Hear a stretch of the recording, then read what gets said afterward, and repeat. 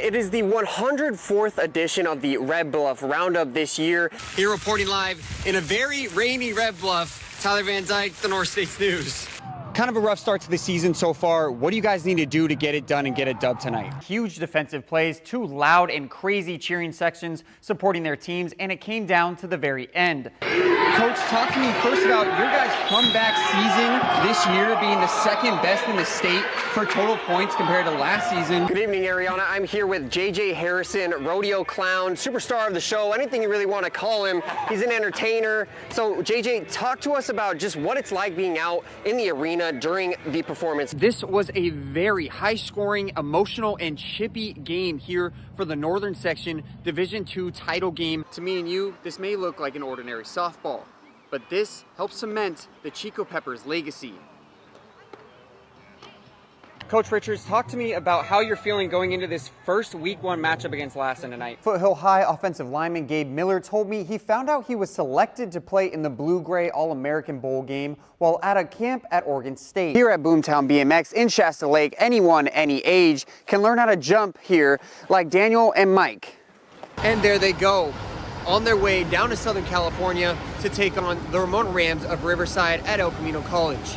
In Chico, Tyler Van Dyke, the North States News. A North State high school football player has been invited to play in a prestigious National High School All-American Bowl game down in Arlington, Texas. The North States News' Tyler Van Dyke sat down with the Foothill High senior before he leaves and joins us now with more on their conversation. Hey, Tyler.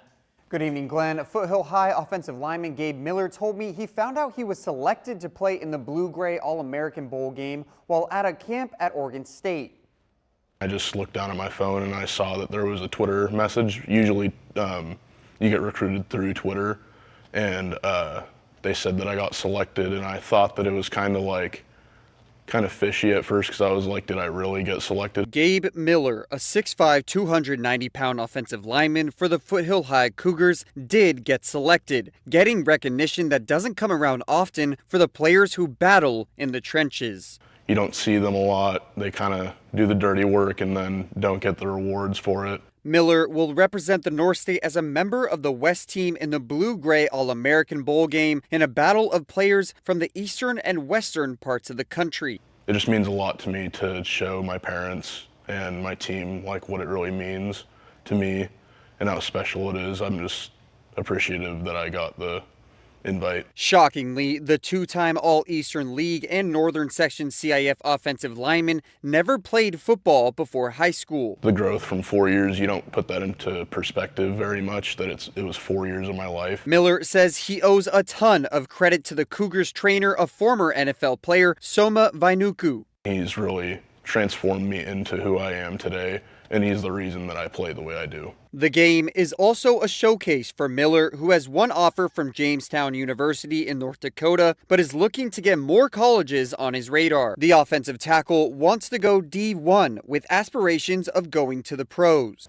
If I keep getting better from high school to college, why not go from college to NFL? If that doesn't work out, Miller says he would take the path into law enforcement as a fourth-generation police officer. I'm just excited to represent me and who I am and who I'm playing for, and just really put myself on the map.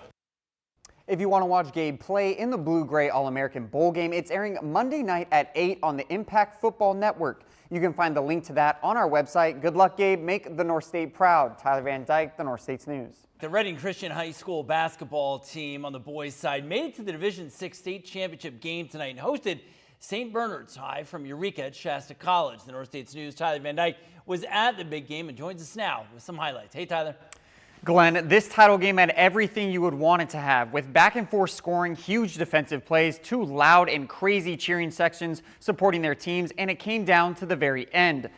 The Lions made their first basket to start off the game on a jumper by junior Colin Matos. St. Bernard's then answered right back on a floater by sophomore Garrett Shanahan.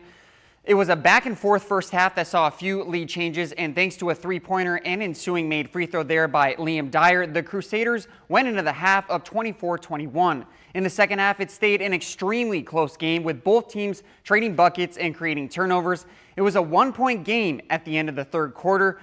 until sophomore Micah Skinner knocked it down from beyond the arc with a few seconds left, making the Lions student section go crazy.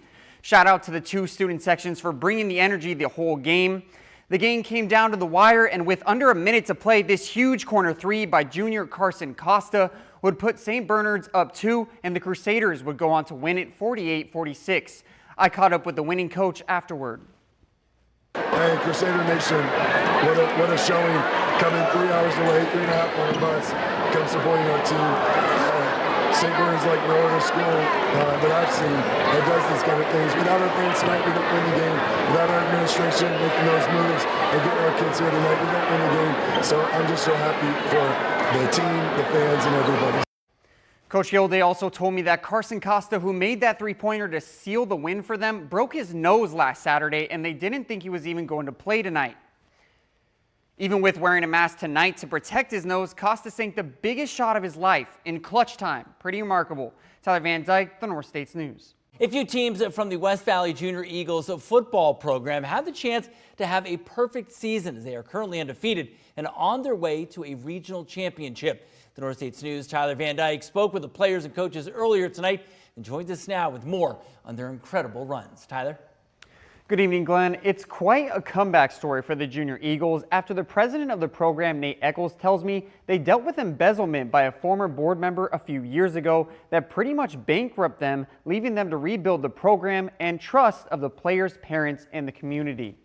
We've really been able to bring a program back from the brink, and the success has been not necessarily the championships or the wins that we've had, but the growth and the pride in the community. Both the West Valley Junior Eagles 12U team and 10U team are undefeated and are going to the regional crossover championships in Grass Valley on Saturday, November 16th. The coach of the 12U team, Travis Gurney, says this group of kids is special. We all play as friends and teammates. We don't care who scores touchdowns. It's one of our friends just scored, our team scored.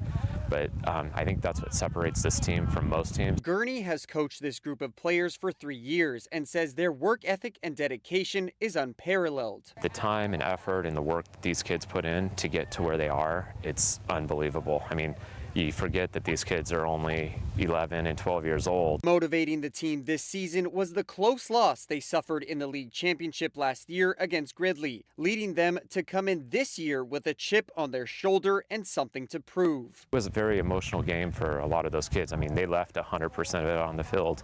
That carried in the off season. It carried all through the entire regular season. Our guys just, they did not want to have that feeling of what happened to us at the 12U level the previous year. And so they came out with a purpose. They played their game. They played as a team, played unselfish football, and were very successful in what they did. I also spoke with a few of the players about their incredible run this year. This is probably the greatest team I've ever been a part of for football. I mean, beat every team, pretty much mercy rolled all of them.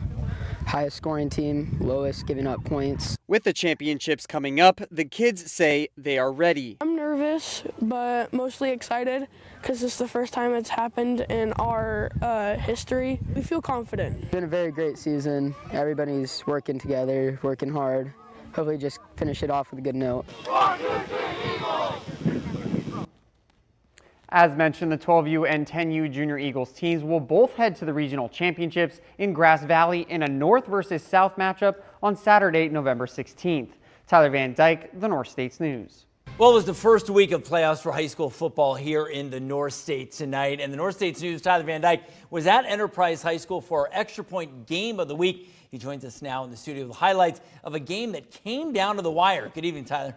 That's right, Glenn. It definitely came down to the wire. This game was exactly what I expected it to be. It had big plays, high scoring, electricity from both sidelines and their fans, and a dramatic fourth quarter. Let's get to the highlights. Enterprise welcoming the Wolves into the Hornets' nest for this first round Division II playoff matchup. Shasta taking the opening kick inside Enterprise territory and dual threat quarterback Justin Pauley punching it in to start off the scoring, but they would not convert the 2-point attempt, keeping the score 6-0. The Wolves would then recover the ensuing onside kick and go down and score right away with a spectacular jump right there by Tyler Jones. At the start of the second, the Hornets dual threat quarterback J.J. Johnson taking that one in for 6, but they would botch the snap on the extra point attempt, making it 13-6. Shasta with the ball back a few possessions later. Pauly scrambling and finding number 21 Owen Kreider downfield, and he would take it the rest of the way for the score. The Hornets would answer right before halftime, Johnson finding his guy Porter Fisher in the end zone to make it 20-12 at half. Then, with 3 minutes in the third quarter, Johnson would connect with Fisher again down the sideline for the touchdown and would again find him for the 2-point conversion to tie it up at 20. After getting the ball back, Johnson slinging it to a wide-open Aiden McFall, and he would take it 30 yards for the score. They would botch the snap again on the extra point attempt to make it 26-20. Not a great night for special teams. And with 15 seconds left, Shasta with one last opportunity, trying the hook and ladder, and it would not get very far. Enterprise taking this one 26-20 and moving on to round 2.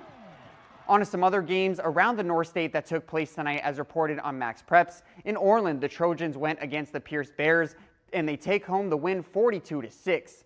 Then for Reading Christian, it was a shutout victory against the Etna Lions 29-0. East Nicholas was home for tonight's playoff game, the Spartans bringing down the Durham Trojans 40-28.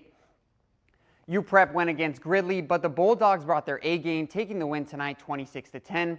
Hayfork went against Big Valley, the Timberjacks grabbing an impressive blowout victory 52-0.